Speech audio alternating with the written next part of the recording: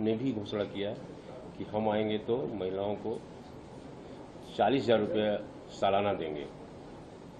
ये क्या होड़ मची हुई है? मतलब देखिए, 5 साल अखिलेश जी मुख्यमंत्री थे। 5 साल में उनको अति पिछड़े, दलित, मुस्लिम, महिला और नौजवान नहीं दिखाई दिया। आज जब देश के प्रधानमंत्री माननीय नरेंद्र मोदी जी ने आधी आबादी महिलाओं की है, जब उन्होंने ऐलान किया कि हम महिलाओं को लखपति दीदी बनाएंगे, ये दिमाग में किसी को समझ में नहीं आया कि वो क्यों ऐसा बोल रहे हैं। उनका उद्देश्य था कि हर महिला को साल भर में 1 लाख रुपया कमाने के लिए हम रोजगार देंगे। उसी कड़ी में आपने देखा कि राजस्थान हो, मध्य प्रदेश हो, चाहे आपका बंगाल हो, चाहे बिहार हो, अब यूपी का चुनाव है, तो जो वादा उन्होंने किया है उस वादे के तहत महिलाओं के खाते में, भाई रोजगार करने के लिए पैसा चाहिए ना, बिना पैसे में रोजगार होगा, तो महिलाओं को रोजगार करने के लिए पैसे दिए जा रहे हैं। और महिलाओं को जो सुविधाएं चाहिए,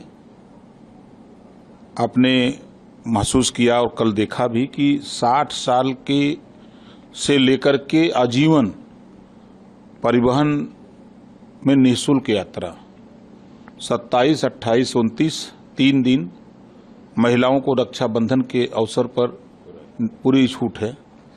तो ये सुविधा महिलाओं को इस नाते दी जा रही है कि जो वादा प्रधानमंत्री जी ने किया है कि हम इनको लखपति दीदी बनाएंगे, तो उनको रोजगार करने के लिए पैसा चाहिए, तो सरकार फैसला किया है कि उनके खाते में भेज करके उनको रोजगार की व्यवस्था हम कराएं।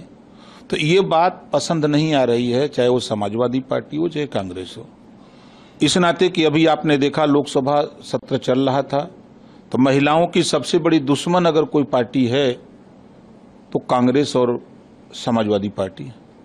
महिला बिल का विरोध किसने किया? ये अखिलेश जी के समझ में नहीं आता कि हम क्या कर रहे हैं। विपक्ष की भूमिका निभाओ, हम नहीं कह रहे कि मत निभाओ, लेकिन जहां आधी आबादी के लोगों के अधिकार की बात हो तो आप विरोध करते हो कि नहीं, महिलाओं का आरक्षण हम लागू नहीं होने देंगे। खुला आपने सदन नहीं चलने दिया और बाहर ड्रामा कर रहे हो, डब्बा कपारे पर रख करके नाच रहे हो। जनता ने चुन करके भेजा है ड्रामा करने के लिए नहीं, सदन के अंदर चर्चा करके ये कानून बनाने के लिए कि वो कानून लोकसभा राज्यसभा में पारित होगा, वो धरातल पर उतारने के लिए कि वहां जनता भेजी है कि जाओ डब्बा लेके कपारे पर नाचो। और जिसको लेके नाच रहे हैं कपारे पर, उसमें एक भी भाजपा का नेता है, एक भी साधु संत है। एसआईटी ने जांच की, जांच में तो खुल गया ना बात कि जो एजेंसी ने हायर करके वहां मजदूर दिया है वही पकड़े गए हैं ना।